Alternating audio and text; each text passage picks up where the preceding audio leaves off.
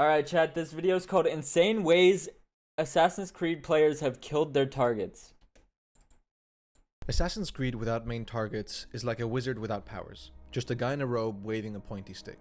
And over the course of 18 years since the franchise hit our home entertainment systems, we've had the chance to hunt dozens upon dozens of Templars across time. Each target within Assassin's Creed, whether it is a main target relevant to the story, or someone you're supposed to hunt down as part— Wait, what game is that? Which one is this? Each target within Assassin's Creed, whether it is a main I honestly have no idea what game this is.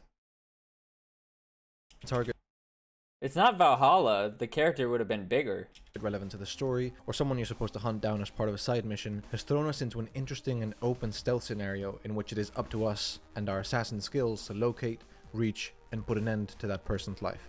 I kind of love the fact that they made certain windows accessible to where you can go inside, and instead of just immediately running through the building automatically, you can actually, like in Unity, how you can actually go inside of most buildings. That's the best shit ever. Instead of just using it as a playground to climb around, you can actually kind of go inside of them. It's only natural then, given how human beings tend Pause. to be, that some players have found absolutely insane ways to kill a target in Assassin's Creed, doing things that most players aren't even aware you can do. Today I want to talk about 3 of the coolest, weirdest ways Assassin's Creed players have killed a main target in a mission, and if this video does well, I'll make sure to find more for a future video. All of these, when I first started playing Assassin's Creed, were types of kills I didn't even know were possible to pull off, and it requires a level of creativity that you have to respect from people. What game is this? You can do backflips into the haystack? I didn't even know were possible to pull off. What?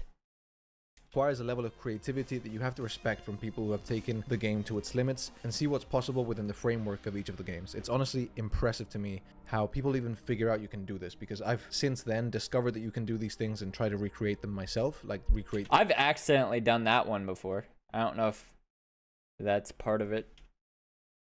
I don't know if that's just a natural thing that happens. These kills, but to figure out it's possible in the first place is nothing short of remarkable, and you have to spend a crazy amount of hours just testing stuff like this. So let's get to it. Number 1 on my list is a type of kill you can do in Assassin's Creed Syndicate. Now, for those who don't know, Assassin's Creed is aimed to be pretty realistic up until around Assassin's Creed Odyssey. Realistic in terms of its writing, its setting, its set pieces, and in terms of fall damage specifically. In Assassin's Creed Syndicate, if you fall from a tall height, you will die, as any normal human being would. Yeah. If you fall from high enough, you die, and that's something that they kept in all the AC games until the recent ones, and the AC Syndicate was no exception. What do you mean they kept it until recently? I mean, in Odyssey, you can upgrade to where you can do like the parkour, fall into a roll instead of hit the ground on your legs, which your legs would break. They made it more accurate to like parkour, but I don't think there's a way to make your character invincible to fall damage in that game.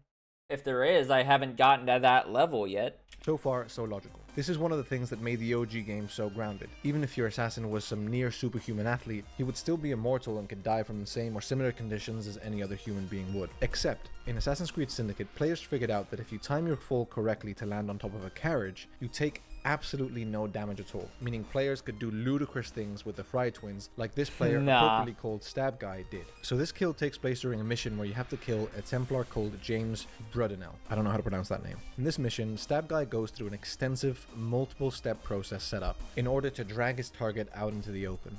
And bro, I really can't wait to play this game. Because, like, I remember not liking it, but that was because, like, the only area that I was in when I was playing it, and I was playing it on the PS4 just by myself, not even for content.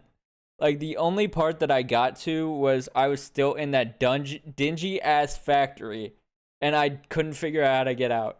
So I can't wait to play it and actually get to roam around London, climbing fucking everything. Then, using Jacob, he climbs Big Ben all the way to the top and begins to zipline across to the other building. Using this glitch that we spoke about earlier about falling on a carriage and negating all fall damage, he does, well, I'll just let you watch.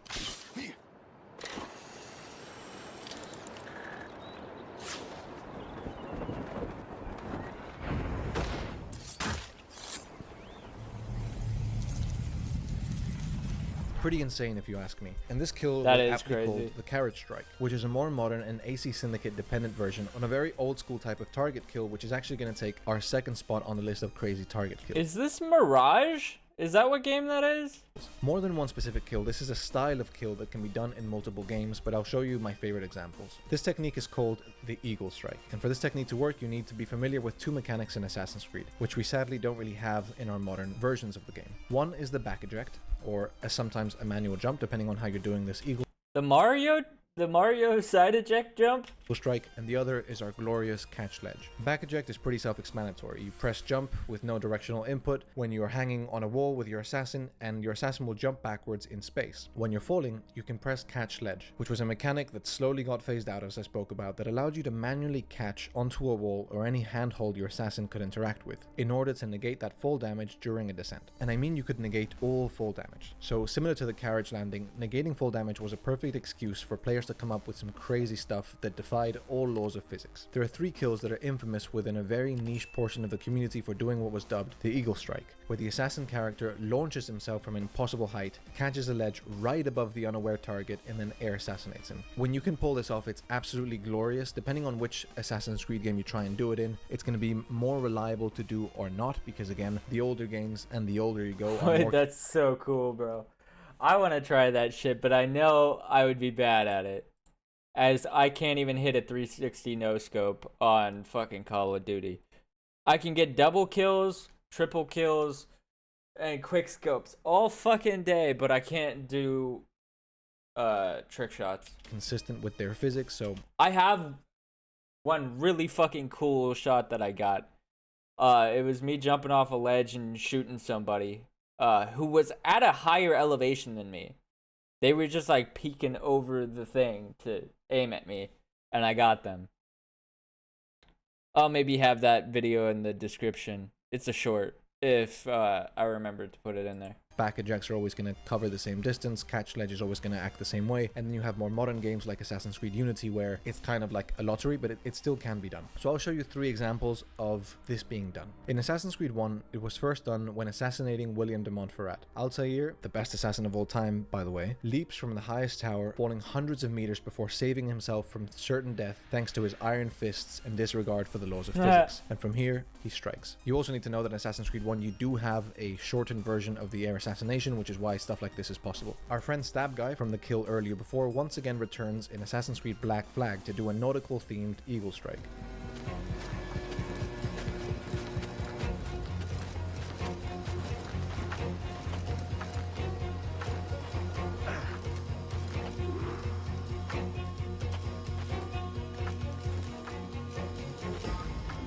We really hyping this up.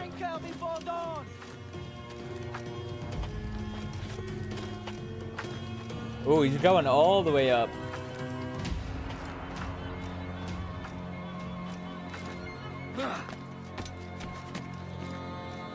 All the way up.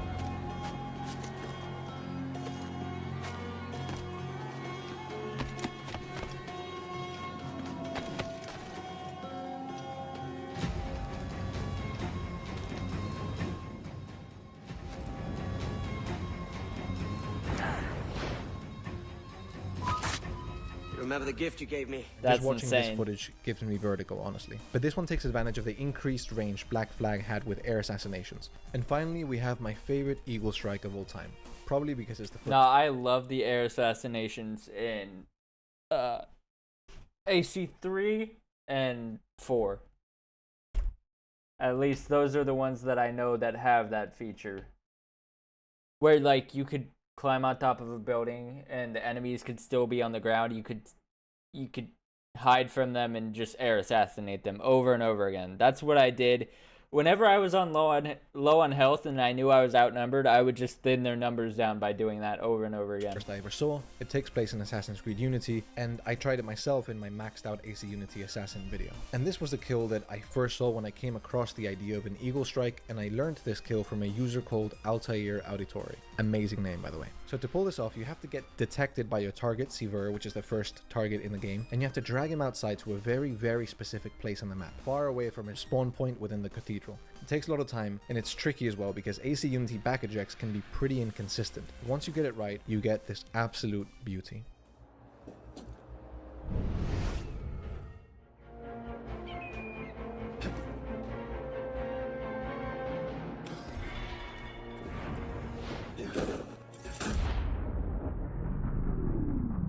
So that's the Eagle Strike. That's so cool. It's something people have done in many Assassin's Creed games, and it's something that I recommend you try and do as well, just because it's so fun, and when you pull it off, you feel like an absolute god. Finally, we have the third entry in this list, and we have to go back again to AC Syndicate from the first example. The reason why is because Syndicate gave quite a few tools to manipulate AI that weren't available in other AC games, and it gave us the opportunity to create scenarios that can only be created within Assassin's Creed Syndicate. It kind of takes inspirations from games like Hitman in terms of how much you can manipulate the environment. Obviously nowhere near to the same extent, but it just gave you much more ability to be creative with your kills. So this assassination takes place in the Bank of England. Your target is usually in a room surrounded by his henchmen, and a regular player would just jump in, air assassinate him, or enter combat to kill him. And then the corridor scene would play and the mission would be over. But not our friend Stab Guy, who's featured twice in this video already. He somehow figured out that there was an open elevator that served as an entry for Jacob to enter through the underground of the bank. And he also figured out that its ledges do not auto-stop people getting thrown past them like they might on rooftops or trying to do a manual jump in Syndicate. So, taking inspiration from the Hitman games and other stealth games, Stab Guy got creative. He grabbed his target, still alive, walked him up the stairs and down the corridor, and pushed him down the elevator shaft to create one of the silliest and most unique kills in Assassin's Creed Syndicate, a kill he called Elevator Shafted. So those were some of the ways that you can kill targets in Assassin's Creed that I find pretty wacky and crazy and honestly admirable, just because it's weird that you can figure out how to do this in the first place. The creativity and the mastery over these games some of these people have just don't cease to amaze me.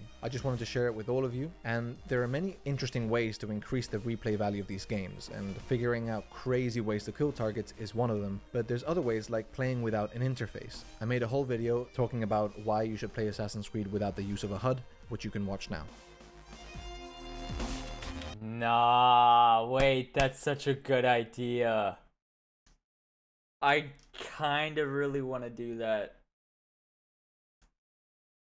But I fear I'm not good enough at the game for that. Anyways, bro, this guy always makes insanely good videos. Wait, is this the guy I just found yesterday? No, it's not. The other guy I found yesterday was on Shorts as well. Which one of his videos did I watch? Because I know I've watched one before. Oh, Assassin's Creed in the modern day wouldn't work. Yeah, I remember that one. I'm gonna have to watch more of these. I say always makes good videos. I've watched 2 of them now. But I'm sure they're all good. I'm sure they're all amazing. Anyways, go subscribe to him. Like, comment, subscribe. Watch Dogs is just modern day Assassin's Creed and I love it. So the other day, I love Watch Dogs. I only played the first game so far. I love Watch Dogs though. I decided that I wanted to watch the greatest YouTuber of all time do his thing. I went to the search bar and I typed in White Light, and I saw that he just we're gonna watch both of these videos. Video about Watch Dogs and an amazing mod that's been in development for years called the Living City mod. And after watching it, I did what most people do when they watch White Light, which is download the game that he's talking about. And in this case, it was Watch Dogs. And I want to just start off by saying that this game kind of slaps. And I know I'm not discovering anything. I'm not the first person to arrive to this barren land. But Watch Dogs is just a modern day Assassin's Creed. And with this mod and replaying it with that mindset, which is kind of funny because they're both made by Ubisoft. First of all, it proves, in my opinion, that there could be a modern day Assassin's Creed. I feel like the Ghost Recon franchise is just a military Assassin's Creed that works perfectly in that environment, but in like modern military time. But also how well Watch Dogs kind of took the assassin fantasy and adapted it to that modern sci-fi-esque, modern noir environment that it takes place in. First of all, we have to acknowledge that Watch Dogs isn't just an Assassin's Creed game in the modern day, even though a lot of people like to call it that. In my opinion, it's more than that. It's not a perfect game, but it does a lot with the old Ubisoft formula to renovate it and revolutionize it for the actual setting that it created. You might not have as expressive parkour as you have in Assassin's Creed, even though you can do a lot of cool vaults and climbs, but it gives you a weapon that feels like such a natural extension of what an assassin would use in the modern day, which is his phone, the way he hacks things. If you imagine what Ezio or Altair or any of these people would do in the modern day, would be to figure out how to gather as much information before going into any dangerous or restricted area. And that's exactly what Watch Dogs does to empower you. Now, in Watch Dogs, in reality, the fantasy that you're being sold is the fantasy of being a vigilante in this story, but usually a rogue, vigilante, and assassin have a lot of overlapping things that make them very similar fantasies, and you can play them in different ways. And the moment that prompted me to make this video was when I was playing a side mission, actually, not even a main mission. And the side mission had Aiden have to go to a rich person's mansion in order to steal some information that was sensitive about Aiden that could leak to the press or the public and put him and his family in danger, and you had to do so in a silent way. So I got in my car, I drove to the mansion and hacked the gate open, drove into the driveway, and decided that it was important to make sure to gather intel and information about where the enemies were before striking. And this is where I noticed that Watch Dogs does something in a much more believable way than Assassin's Creed does, which is the tagging of enemies. Aiden doesn't have eagle vision to be able to see where all the enemies are, and he doesn't have a telepathic remote-controlled eagle, which doesn't make a lot of sense. What he does have is the ability to hack into cameras that are cleverly placed around the level to be able to cover certain angles of the mansion. And I think this form of information This game is so cool, bro. I'm so tempted to go back to it right now. But I know I have like 3 or 4 or 5 different games at this point that I haven't played all the way through. So I know I need to play all the way through at least 2 of them before I move on to another new game. Is the perfect balanced way of creating wall hacking or tagging enemies before you strike them.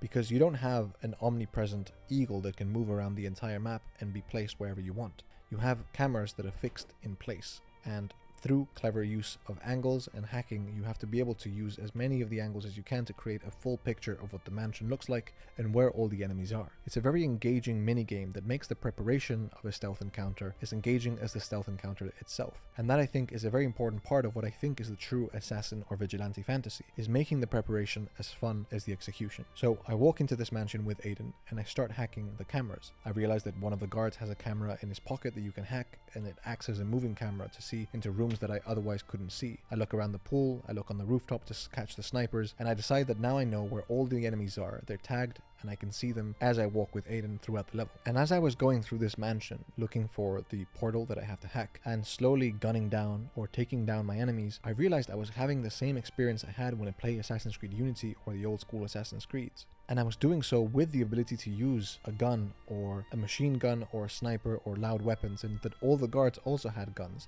Because usually the argument that you hear is that Assassin's Creed couldn't work in the modern day because there's guns. And yet here I was, a stealthy vigilante with a silenced pistol, headshotting guards that were dropping down. And by the time the guards realized that someone was killing their allies, I was already in the room, hacking away and getting away with information. And something happened at the end of that mission that made me realize this really is the full assassin fantasy, because we have the fun and preparation. I get it, but I still wish you could just run around with a hidden blade. It's just so satisfying. Or to run around in the modern day, like on a skyscraper with a fucking sword. Nah, that shit's so fun. Just give me that, please. That I often don't have in the new Assassin's Creed because it's not very realistic. I have the slow, methodical execution, followed by the fear and panic that's left by the guards that are left alive as they see their friends bloodied on the floor, lifeless, as a shadow that they haven't seen moves through the mansion with complete knowledge that they don't have. But the second that I hacked in and got the information, I was prompted to chase an enemy that was escaping from the mansion with some hard copies of the information that I had to destroy as well. So I entered a chase where I was chasing my enemy through the streets of Chicago. That pursuit even though I was in a car, gave me that same sense of thrill that I had in the old Assassin's Creed when you were chasing a Templar through the streets and through the rooftops. I had that same feeling, and it was just so much fun to feel that again in an organic way. I find myself, either through YouTube or just through wanting Assassin's Creed to be better, over-analyzing Assassin's Creed, I think, a little bit too much, and playing a game that I don't know about. I don't know the meta or the best ways to complete a level. I don't know how to be the most talented player at Watch Dogs, and I don't really know the game as closely as I do Assassin's Creed. So having to play it as a normal player and having fun he's doing literally so, low-key better than me at this game. It's kind of pissing me off. in the same way that I crave in these Assassin's Creeds, was a nice little revelation, and I'm glad that I watched this white light video and that I was prompted to play Watch Dogs, because I really do think it fulfills that fantasy in a very different and unique way that feels refreshing. And it got me thinking, what should Assassin's Creed learn and take from Watch Dogs in order to be better? And I've already alluded to a couple things, but I want to kind of break it down one by one. First, I think that Assassin's Creed as a fan base and Ubisoft as a company need to acknowledge that Assassin's Creed is not locked out of the modern day setting, and that I think it can very well work to have a modern day assassin with a hidden blade and a silenced gun running around certain environments in an urban environment. I think that could work beautifully. I think it works in Watch Dogs, and it's a very interesting setting that I'd love to see them explore. Beyond that, I think that something that I spoke about earlier, which is the fun in preparation, needs to be explored more. Right now, Assassin's Creed has a few ways that it's tried to give you that fun. First, it was the eagle that you can control and tag enemies with. Before that, it was eagle vision in the classic Assassin's Creeds, and more recently in Assassin's Creed Shadows, it's more about observing and trying to tag your enemies. Now, that's basically preparation at two different sides. Nah, I do miss eagle vision. I don't fuck with the eagle thing. I don't fuck with the drones and Ghost Recon. I don't fuck with any of that go up high and get a better view of the battlefield shit.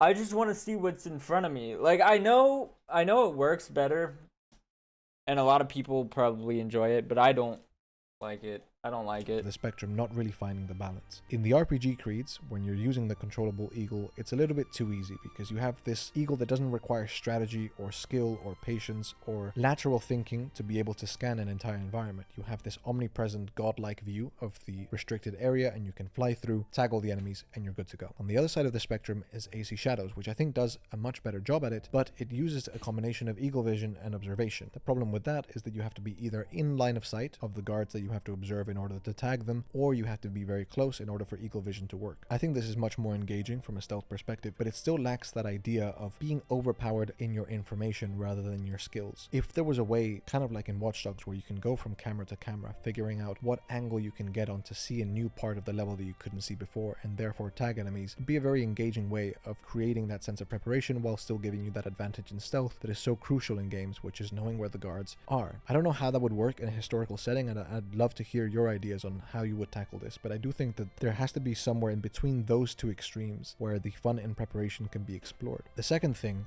is something that I've heard a lot of YouTubers talk about. I've talked about it a lot. I think the Hidden One has spoken about it, Master Assassin. Everyone's talked about the decrease in quality of voice acting and cutscenes. When I was playing Watch Dogs, the level of acting and writing is phenomenal. I know that game isn't very well remembered because of the controversies with the graphical downgrade and how the game didn't deliver on expectations, but the voice acting, the mocap, and the cinematic quality is phenomenal. It's kind of like that kind of game that seems like was trapped in the mid-2010s that is no longer being made because it doesn't fit the scale of the RPG formula that so many companies want to copy. And I think Assassin's Creed really could benefit a lot from that level of voice acting that you have from Aiden and the supporting cast. Some of the writing is a bit cheesy, but it's very clear that it knows what genre it wants to be. When you play Watch Dogs, you can tell that it's trying to be this thriller noir kind of style, because all the tropes and all the kind of classic lines that are used in those types of movies and games is being used in Watch Dogs. But what it does is it flips it on its head and explores a very novel idea, which is modern noir or sci-fi noir, and adds the idea of hacking to the role of the vigilante, the investigator, the detective, the kind of not by the numbers badass protagonist. I think it does it beautifully, and it's something that Assassin's Creed could really learn from. So yeah, these are just some thoughts about me playing Watch Dogs. I recommend that if you haven't played it since it came out, you download Watch Dogs on your PC, you get the Living City mod, and you enjoy all the hard work that all these modders have done, and try and think of how you could play this game as an assassin. Obviously, this is an Assassin's Creed channel, so I'm going to recommend that you try and play every game in the world like an assassin, but really do try and see Aiden as a modern day assassin and use his silenced gun and his hacks as a way of modernizing the assassin fantasy, and I think you'll have a lot of fun doing so. If you want to watch a video where I break down the newly announced Netflix Assassin's Creed TV show, you can click this video now. I hope Netflix does a good job with that, by the way.